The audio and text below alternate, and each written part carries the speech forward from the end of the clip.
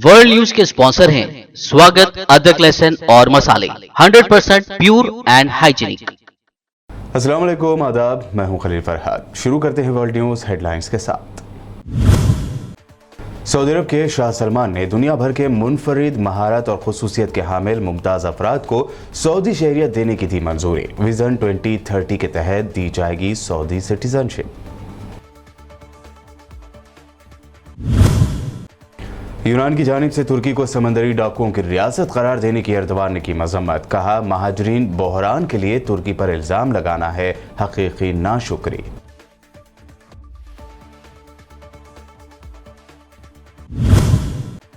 फलस्तीनी leader मरहूम यासिर अरफात की बरसी के मौके पर फलस्तीनियों के मुजाहरे पर इजरायली फौजियों का घात लगाकर हमले में इसराइली शेलिंग में 40 से ज्यादा फलस्तीनी जख्मी।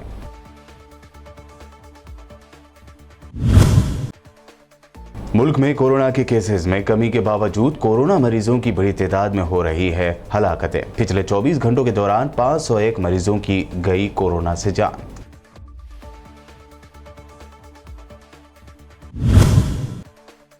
चारधाम प्रोजेक्ट पर सुप्रीम कोर्ट में मोदी सरकार ने रखा अपना मौक़िफ़। कहा, मिसाइल लॉन्चर और भारी मिशनरी को चाइना बॉर्डर तक ले जाना ही होगा, वरना फौज कैसे लड़ेगी जंग।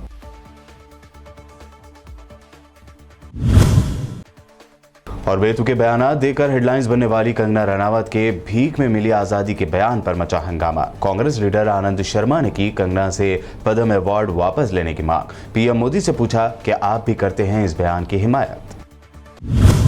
सऊदी अरब के शाह सलमान ने मुनफरिद महारत और खुसूसियत के हामिल मुतअद्दिद मुमताज़ अफराद को सऊदी शहरियत देने की मंजूरी दे दी है। सऊदी प्रेस एजेंसी की रिपोर्ट के मुताबिक ये मंजूरी शाही हुकूमत की रोशनी में सामने आई है ताकि कानून, मेडिकल, साइंस, सकाफत, खेलों और टेक्निकल डिपार्टमेंट के एक्सपर्ट्स को सऊदी शहरियत देने का दरवाज़ा इस तरह खोला जा सके जो मुल्क की तरक्की के पहिए को तरगीब देने में मददगार हो और मुल्क के लिए मुख्तलिफ शोबों में फ़ायदेमंद साबित हो। एजेंसी ने मजीद कहा कि मुमताज़ अफराद को शहरियत देने का इक़दाम सऊदी अरब के विज़न 2030 के ऐन मुताबिक है। तुर्की के सदर रजब तैयब एर्दोगान ने यूनान के वज़ीर आज़म पर झूठ बोलने का इल्ज़ाम लगाते हुए कहा कि महाजरीन बहरान के लिए तुर्की को मोरद इल्ज़ाम ठहराना हकीकी नाशुक्री है। एर्दोगान ने हंगरी के वज़ीर आज़म विक्टर ओरबान के साथ एक मुश्तरका प्रेस कॉन्फ्रेंस में कहा कि ये कहना वाकई नाशुक्री है कि महाजरीन का बहरान तुर्की की वजह से है।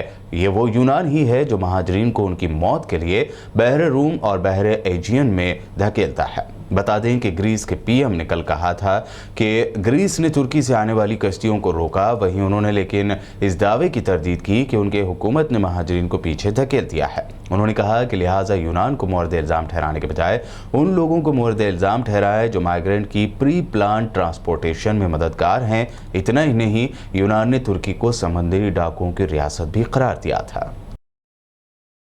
फ़लस्तीनियों ने फ़लस्तीनी लीडर मरहूम यासिर अरफात की बरसी के मौके पर मुजाहरा किया, जिस पर इसराइली फ़ौजियों ने हमला कर दिया। रिपोर्ट के मुताबिक कल PLO के मरहूम रहनुमा यासिर अरफात की 17वीं बरसी के मौके पर फ़लस्तीनियों ने ग़र्ब उर्दन के मुख्तलिफ इलाक़ों में एहतजाजी मुजाहरे किए। इसराइल की फ़ौजियों ने इन मुजाहरों के दौरान अल खलील और बैतलहम में मुजाहरीन पर आंसू गैस के गोले दागे, रबर की गोलियाँ चलाईं और फायरिंग करके फ़लस्तीनी मुजाहरीन को मुंतशिर कर दिया। ऐनी शाहिदीन के मुताबिक इसराइली फ़ौज ने दर्जनों नौजवानों पर रबर की कोटेड धाती गोलियाँ और आंसू गैस की शेलिंग की जो बैत एल यहूदी बस्ती की तरफ मार्च कर रहे थे। काबिज फौजियों ने मुजाहिरीन को घेरे में लेकर उन पर घात लगाकर शेलिंग भी की और उनमें से मुतअद्दिद को गिरफ्तार कर लिया, जिनकी शिनाख्त अभी तक नहीं हो सकी है। वाज़ेह है कि यासिर अरफात के अहलखाना का कहना है कि यासिर अरफात को जहर देकर कत्ल किया गया। इसी सिलसिले में फ़लस्तीनी इंतज़ामिया और PLO के साबिक़ सदर यासिर अरफात की मौत की तहक़ीक़ात करने वाली फ़लस्तीनी कमेटी के सरबराह जनरल तौफ़ीक़ अल तैरावी ने भी कहा था कि तहक़ीक़ात से यासिर अरफात के कत्ल में इसराइली हुकूमत का हाथ होने का पता चलता है। फ़लस्तीनी तहक़ीक़ाती कमेटी के सरबराह का यह बयान ऐसी हालत में आया है कि यासिर अरफात की मौत को 17 साल गुजर जाने के बाद अब भी इस सिलसिले में पाए जाने वाले बहुत से अबहामात दूर नहीं हो सके हैं। इसराइली सहाफ़ी रोनेनबर्ग मैन की नई आने वाली किताब के मुताबिक नवंबर 1982 से जनवरी 1983 तक इसराइल के 4 F-15 लड़ाका तैयारे अरफात के जहाज को उड़ाने के लिए स्टैंड बाई रहे। इसराइल ने यासिर अरफात को मुसाफिर तैयारे में तबाह करने की मुतअद्दिद बार कोशिशें की और इसराइली समझते थे कि यासिर अरफात के खात्मे से फ़लस्तीनी रियासत का खात्मा हो जाएगा।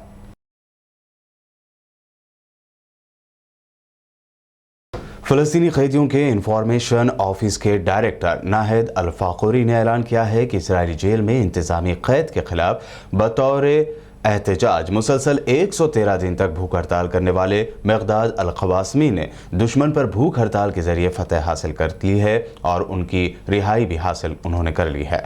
अल-फाखुरी ने मुख्तसर बयानात में इस बात की तस्दीक की है कि कुदस प्रेस ने कैदी मिक़दाद अल-क़वास्मी को अगले साल फरवरी में रिहा करने का मुआहदा किया है। हमास की असीर क़यादत और इसराइली हुकाम के तवील मज़ाकरात के बाद अल-क़वास्मी ने भूख हड़ताल ख़त्म करने का ऐलान किया। दूसरी तरफ काबिज़ हुकाम ने असीर अल-क़वास्मी की क़ैद की सज़ा में मज़ीद तोसी न करने पर इत्तफ़ाक़ किया है। हमास के कैदियों के लिए सुप्रीम लीडरशिप कमेटी ने बहादुर कैदी मिक़दाद अल-क़वास्मी से मुलाकात की और उनकी सेहत दरियाफ्त की। गुज़िश्ता जुमेरात को इसराइली इस्तिग़ासा ने क़वास्मी के खिलाफ इंतज़ामी हिरासत का हुक्म जारी किया और उन्हें काबलान अस्पताल के ICU से रमला जेल क्लिनिक ट्रांसफ़र कर दिया। बंद करो जी वो लाइट। तहरीक हमास के सरबराह ने एक बार फिर कहा है कि फ़लस्तीनी कैदियों की रिहाई का मसला उनकी तहरीक की तरजीहात में सर फहरिस्त है। फ़लस्तीनी अल-यौम की रिपोर्ट के मुताबिक तहरीक हमास के सरबराह इस्माइल हनिया ने कहा है कि हमास इसराइली हुकूमत की जेलों में कैद फ़लस्तीनियों बिलखुसूस हड़ताल पर बैठे कैदियों की सूरत हाल पर नज़दीक से नज़र रखे हुए है और उनकी आज़ादी के लिए लाजमी इक़दामात अंजाम दे रही है। इस्माइल हनिया ने कहा कि तहरीक हमास ने रियाज में कैद इस तहरीक के कैदियों की रिहाई के लिए गुज़िश्ता 2 दिनों के दौरान बहुत से ममालिक से टेलीफोनिक राब्ता किया है। इसराइल की जानिब से हमास समेत ईरान और हिज़्बुल्लाह के खिलाफ धमकी भरे बयानात देने का सिलसिला जारी है। ऐसे में एक इसराइली सरकारी जरिए ने कहा है कि ईरान खित्ते में छोटे बच्चे जैसा बर्ताव कर रहा है। ईरानी ज़राए अबलाग के मुताबिक इसराइल ने खबरदार किया है कि अगर हिज़्बुल्लाह मिलिशिया इसराइल पर हमला करती है तो उन्हें भारी कीमत चुकाना पड़ेगी। इसराइली फ़ौज के चीफ ऑफ स्टाफ ओयो कोचावी ने बताया कि उनकी अफवाज ऑपरेशनल मंसूबों को तेज़ कर रही है और किसी भी ईरानी कशीदगी या फ़ौजी जोहरी ख़तरे से निपटने के लिए तैयार है। उन्होंने इस बात पर भी जोर दिया कि इसराइली फ़ौज दुश्मनों के खिलाफ कार्रवाइयाँ जारी रखे हुए है और पिछले 1 साल के दौरान पूरे मशरिक़ वस्ता यानी मिडल ईस्ट में खुफिया ऑपरेशंस और मिशंस किए गए हैं। सीरिया यानी शाम के फौजी जवानों ने शुमाल मशरक़ी सूबे हस्का में वाक़े खामिशली इलाके अल-वफ़ा स्क्वायर के चेक पोस्ट पर अमरीकी फ़ौजियों के कारवान का रास्ता रोक कर उन्हें आगे बढ़ने से रोक दिया, जिसके बाद अमरीकी फ़ौजी वापस जाने पर मजबूर हो गए। इससे पहले भी शाम की फ़ौज ने अलकाजिया गुजरगाह पर भी अमरीकी दहशतगर्दों का रास्ता रोक कर उन्हें आगे बढ़ने से रोक दिया था। एक तवील अरसे से अमेरिका और उनके हिमायत याफ्ता दिगर फ़ौजी शाम के शुमाली और मशरक़ी इलाकों पर काबिज़ हैं और रोज़ाना की बुनियादों पर इस मुल्क के तेल और दिगर ज़खायर की लूट मार में मसरूफ़ हैं और साथ ही वो शामी अवाम के लिए बड़ी मुश्किलात भी खड़ी करते रहते हैं। शाम की हुकूमत बारहा अक़वाम मुत्तहिदा में अमेरिका की गैर कानूनी मौजूदगी और इसके दहशतगर्दाना इक़दामात पर एतराज़ दर्ज करा चुकी है। ताहम अभी तक यह आलमी इदारा दहशतगर्दी के खिलाफ अमेरिका के नाम निहाद इत्तेहाद को शाम में अपनी मनमानियों से रोकने में नाकाम रहा है। तालिबान ने अमेरिकी और गैर मुल्की फ़ौजियों के कातिल और ख़ुदकुश हमलावरों का गॉड फादर समझे जाने वाले कारी बारियाल को काबुल का नया गवर्नर मुकर्रर किया है। कारी बारियाल के नाम से मशहूर कमांडर को पहले अमेरिकी फ़ौज ने अलकायदा से मुंसलिक तालिबान का रहनुमा करार दिया था। सऊदी अरब की वेबसाइट के मुताबिक कमांडर बारियाल ईरानी पासदारान इनक़लाब की खुदूस फ़ोर्स से हमलों के लिए बाकायदगी से नगद रकम वसूल करते रहे हैं। कारी बारियाल ने अस्करियत पसंदों के एक ग्रुप की क़यादत की जिसमें सन 2000 की दहाई की शुरुआत में 150 से 200 जंगजू शामिल थे। कारी बारियाल का ताल्लुक कापिसा की वादी तुगाब से है और उसने तहरीक में कमांडर के तौर पर अपने करियर की शुरुआत की थी। बारियाल और उसका नेटवर्क पाकिस्तानी सरहद से अफ़गान दारुल हुकूमत तक हथियारों, धमाका ख़ैज़ मवाद और ख़ुदकुश बम्बारों की नक़्ल व हमल में यानी ट्रांसपोर्टेशन में सहूलत फराहम करने के लिए भी जाना जाता था। विकीलीक्स के बानी जूलियन असांज को अपनी पार्टनर स्टेला मोरिस से जेल में शादी करने की इजाज़त दे दी गई है। जेल इंतजामिया का कहना है कि जूलियन असांज की दरख्वास्त पर जेल के गवर्नर ने मामूल के मुताबिक गौर किया। स्टेला मोरिस का कहना है कि मुझे उम्मीद है कि हमारी शादी में मज़ीद मुदाखलत नहीं होगी। वाज़ेह रहे कि 1983 मैरिज एक्ट के तहत जेल के कैदी जहां पर जूलियन असांज कैद है वहां ये हक रखते हैं कि वो जेल में शादी करने की दरख्वास्त दे सकते हैं। ताहम दरख्वास्त गुजार के लिए ज़रूरी होता है कि वो शादी के तमाम अखराजात उठाने की अहलियत रखता हो। ये जोड़ा सन 2015 में एक दूसरे की मोहब्बत में गिरफ्तार हुआ और अब उनके 2 बच्चे हैं। याद रहे कि असांज की उम्र 50 बरस है और वो अमेरिका की जानिब से जासूसी के इल्ज़ामात के खिलाफ लड़ रहे हैं। सन 2006 में अपने बाकायदा आगाज़ के बाद से अब तक विकीलीक्स हज़ारों खुफिया दस्तावेज़ात शाये करके मशहूर हो चुका है। ये खुफिया मालूमात फिल्म इंडस्ट्री से लेकर कौमी सलामती और जंगों से मुताल्लिक़ राज़ों पर मुश्तमिल हैं। सन 2010 में विकीलीक्स ने अमेरिका के एक जंगी हेलीकॉप्टर से बनाई गई वीडियो पब्लिश की थी जिसमें इराक़ के शहर बगदाद में शहरियों को हलाक करते हुए दिखाया गया था। वर्ल्ड न्यूज़ में आगे देखेंगे नेशनल न्यूज़। फिलहाल रुकते हैं एक छोटे से ब्रेक के लिए।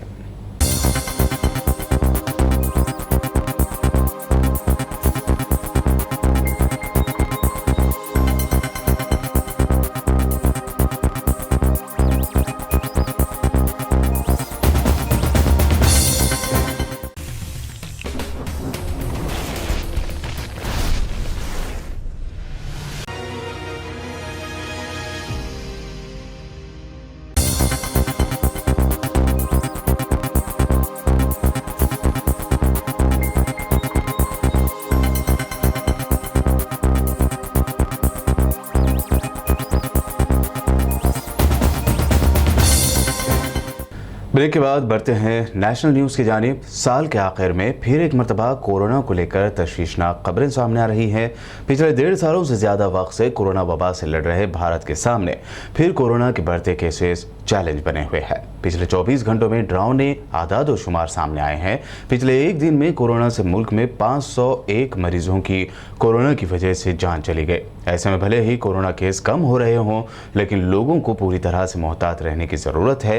महलूकीन की तादाद ने हुकूमत की तशवीश भी बढ़ा दी है। साथ ही गुजरात में भी केस बढ़ने लगे हैं।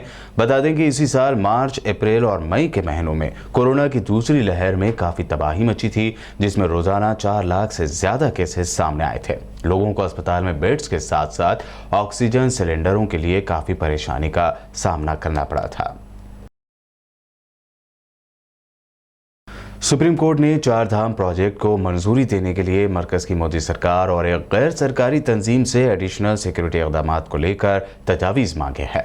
4 धाम प्रोजेक्ट के बचाव में मोदी सरकार ने सुप्रीम कोर्ट में अपना मौक़िफ़ रखा। मरकज़ ने अदालत से कहा कि फ़ौज अपने मिसाइल लॉन्चर भारी मिशनरी को नॉर्थ इंडिया में चीन की सरहद तक नहीं ले जाएगी तो मुल्क की हिफाजत कैसे करेगी, जंग कैसे लड़ेगी। हिमालयाई इलाकों में लैंडस्लाइडिंग की तशवीश पर मोदी सरकार ने कहा कि आफत कम करने के लिए सभी ज़रूरी कदम उठाए गए हैं। फ़ौज को चीन की सरहद तक पहाड़ी इलाकों से पहुंचने के लिए बड़े लेवल पर काम करना है, चाहे लैंडस्लाइडिंग हो या बर्फबारी। चीन के साथ बॉर्डर पर ताल्लुकात कशीदा रहने और सूरत हाल इंतहाई संगीन होने की रिपोर्टों के दरमियान कांग्रेस कायद राहुल गांधी ने ट्वीट करके मोदी सरकार को फिर तनकीद का निशाना बनाया है। राहुल गांधी ने आज किए गए अपने ट्वीट में लिखा कि हमारी नेशनल सिक्योरिटी से मुजरिमाना खिलवाड़ की जा रही है क्योंकि मोदी सरकार के पास कोई स्ट्रैटेजी नहीं है और मिस्टर 56 इंच डर गए हैं। राहुल गांधी ने आगे लिखा कि मेरे जज्बात उन जवानों के साथ हैं जो अपनी जान पर खेलकर हमारे बॉर्डर की हिफाजत कर रहे हैं जबकि मरकजी हुकूमत झूठ पर झूठ बोल रही है। मोदी सरकार की हिमायत में बयान देने वाली एक्ट्रेस कंगना रनावत के आज़ादी की भीख वाले बयान पर मुल्क भर से आवाज़ उठ रही है। अब farmer central minister Anand Sharma ने ट्वीट करते हुए कहा कि राष्ट्रपति भवन को फौरी कंगना से पद्म अवार्ड वापस लेना चाहिए। उन्होंने कंगना रनावत के बयान को काबिल मजम्मत और चौंकाने वाला बताया है। गौरतलब है कि कंगना ने हाल ही में एक टीवी प्रोग्राम में बयान दिया था कि भारत को असली आज़ादी साल 2014 में उस वक्त मिली जब नरेंद्र मोदी मोदी इख्तिदार में आए। 1947 में मिली आज़ादी तो भीख थी। आनंद शर्मा ने लिखा कि काबिल मजम्मत और पूरे देश को चौंकाने वाला कंगना रनावत का बयान महात्मा गांधी, पंडित नेहरू और सरदार पटेल जैसे बहादुर फ्रीडम फाइटर्स और सरदार भगत सिंह, चंद्रशेखर आज़ाद और कई दिगर इनकलाबियों की कुर्बानी की तौहीन करता है। आनंद शर्मा ने अपने ट्वीट में आगे लिखा कि इज्जत-माब सदर जमहूरिया हिंद को कंगना रनावत को दिया गया पद्म अवार्ड फौरी वापस लेना चाहिए। इस तरह के अवार्ड देने से पहले नफ्सियाती तशखीस की जानी चाहिए ताकि फ्यूचर में ऐसे शख्स, मुल्क और उसके हीरोज की तौहीन ना की जाए। उन्होंने लिखा कि पीएम मोदी को अपनी खामोशी तोड़नी चाहिए और मुल्क को बताना चाहिए कि क्या वो रनावत के ख्याल की हिमायत करते हैं। अगर नहीं तो सरकार को ऐसे लोगों के खिलाफ मुनासिब कानूनी कार्रवाई करनी चाहिए। उत्तर प्रदेश के संभल में कांग्रेस लीडर राशिद अल्वी के बयान पर तनाज़ा खड़ा हो गया है। बीजेपी के कई लीडरों ने उनकी स्पीच का सिर्फ 10 सेकंड का वो वीडियो शेयर किया है जिसमें राशिद अल्वी पर हिंदू मुखालिफ बयानबाजी करने का इल्ज़ाम लगाने का मौका मिला, लेकिन राशिद अल्वी ने इन इल्ज़ामों से इनकार किया है। दरअसल संभल में एक प्रोग्राम में हिस्सा लेने पहुंचे कांग्रेस लीडर राशिद अल्वी ने कहा कि इन दिनों जय श्री राम बोलने वाले कुछ लोग संत नहीं हैं बल्कि राक्षस हैं। इस बयान से पहले राशिद अल्वी ने रामायण के उस कॉलम का जिक्र किया जब संजीवनी बूटी लेने के लिए हनुमान हिमालय जा रहे थे और संत के भेष में एक राक्षस ने उन्हें रोकने का माया जाल रचा था। बीजेपी लीडरों ने राशिद अल्वी के बयान का सिर्फ 10 सेकंड का वो हिस्सा शेयर किया है जिसमें वो कहते नजर आ रहे हैं कि आजकल कुछ लोग राम का नारा लगाकर लोगों को गुमराह करते हैं। ऐसे लोगों से हमें होशियार रहना चाहिए, वो संत के भेष में राक्षस है। हालांकि अपनी स्पीच में राशिद अल्वी ने यह भी कहा है कि भारत के अंदर राम राज्य आना चाहिए, लेकिन राम राज्य में नफरत की कोई जगह नहीं होती है। राम राज्य में नफरत कैसे हो सकती है? बढ़ते तनाज़े के दरमियान राशिद अल्वी ने वजाहत करते हुए कहा कि मेरी स्पीच के दौरान वहां सैकड़ों साधु संत बैठे थे। मैंने हरगिज़ ये नहीं कहा कि जय श्री राम बोलने वाला हर आदमी राक्षस होता है। मैंने कहा कि जय श्री राम बोलने वाला हर आदमी संत नहीं होता। राम एक आस्था का नाम है, उन पर सियासत नहीं की जा सकती।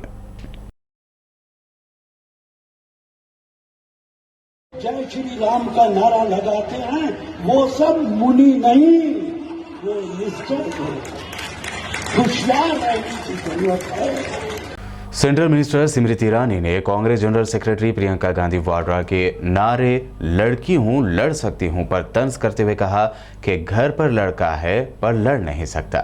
ईरानी ने एक न्यूज़ चैनल के प्रोग्राम में कांग्रेस के साबिक सदर राहुल गांधी और समाजवादी पार्टी के सदर अखिलेश यादव को लेकर भी मजाक उड़ाया। ईरानी ने कहा कि यूपी में इलेक्शन तरक्की के मुद्दे पर लड़ा जाएगा और हम उम्मीद करते हैं कि पॉलिसी और तरक्की और जमहूरियत को मजबूत करने पर गौर किया जाएगा।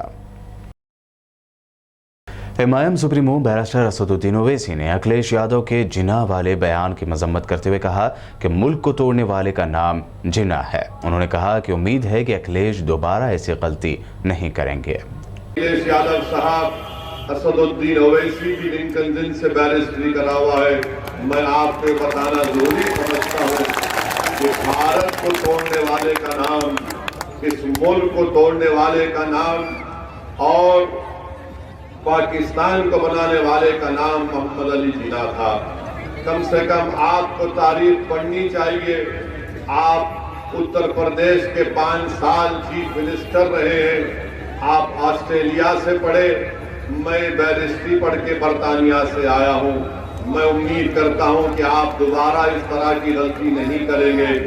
मेरे अजीज दोस्तों और बुजुर्गों, मौलाना अबुल कलाम आजाद ने अपनी किताब न्यूजीलैंड के खिलाफ 25 नवंबर से शुरू होने वाली टेस्ट मैच सीरीज के लिए टीम इंडिया का ऐलान हो गया है। अजिंक्य रहाणे पहले टेस्ट मैच में इंडियन टीम की कप्तानी करेंगे। कप्तान विराट कोहली दूसरे टेस्ट के लिए टीम में शामिल होंगे और टीम की क़यादत करेंगे। भारतीय क्रिकेट कंट्रोल बोर्ड यानी बीसीसीआई ने टीम का ऐलान किया है। खास बात यह है कि रोहित शर्मा जो कि T20 सीरीज में इंडियन टीम की कप्तानी करने जा रहे हैं वो इस टेस्ट सीरीज का हिस्सा नहीं है। रोहित के अलावा फास्ट बॉलर्स जसप्रीत बुमराह, मोहम्मद शमी और शार्दुल ठाकुर को भी 2 टेस्ट मैचों में आराम दिया गया है। इसके अलावा wicket keeper batsman Rishabh Pant को बायो बबल की थकान से निजात दिलवाने के लिए टेस्ट सीरीज से बाहर रखा गया है। इसके अलावा चेतेश्वर पुजारा को टीम में वाइस कैप्टन बनाया गया है। KS भारत विकेटकीपर होंगे, जबकि हैदराबादी फास्ट बॉलर मोहम्मद सिराज को भी टेस्ट टीम में शामिल किया गया है। इससे पहले 17 नवंबर को पहला T20, 19 नवंबर को दूसरा, जबकि 21 नवंबर को तीसरा T20 मैच भी खेला जाएगा। वर्ल्ड न्यूज के आखिर में हेडलाइंस पर डालते हैं एक और नजर। सऊदी अरब के शाह सलमान ने दुनिया भर के मुनफरिद महारत और खुसूसियत के हामिल मुमताज अफराद को सऊदी शहरियत देने की दी मंजूरी। विजन 2030 के तहत दी जाएगी सऊदी सिटीजनशिप। यूनान की जानिब से तुर्की को समंदरी डाकुओं की रियासत करार देने की एर्दोगान ने की मजम्मत। कहा, महाजरीन बहरान के लिए तुर्की पर इल्जाम लगाना है हकीकी नाशुक्री।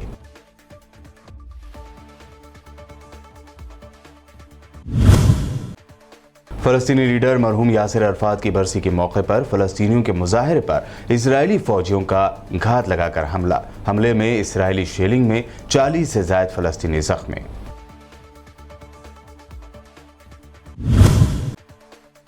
मुल्क में कोरोना के केसेस में कमी के बावजूद कोरोना मरीजों की बड़ी तादाद में हो रही है हलाकतें। पिछले 24 घंटों के दौरान 501 मरीजों की गई कोरोना से जान।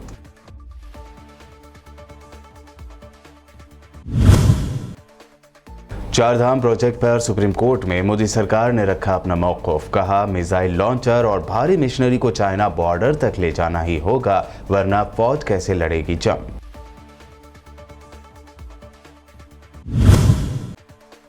और बेतुके बयानात देकर हेडलाइंस बनने वाली कंगना रनावत के भीख में मिली आज़ादी के बयान पर मचा हंगामा। कांग्रेस लीडर आनंद शर्मा ने की कंगना से पद्म अवार्ड वापस लेने की मांग। पीएम मोदी से पूछा कि आप भी करते हैं इस बयान की हिमायत।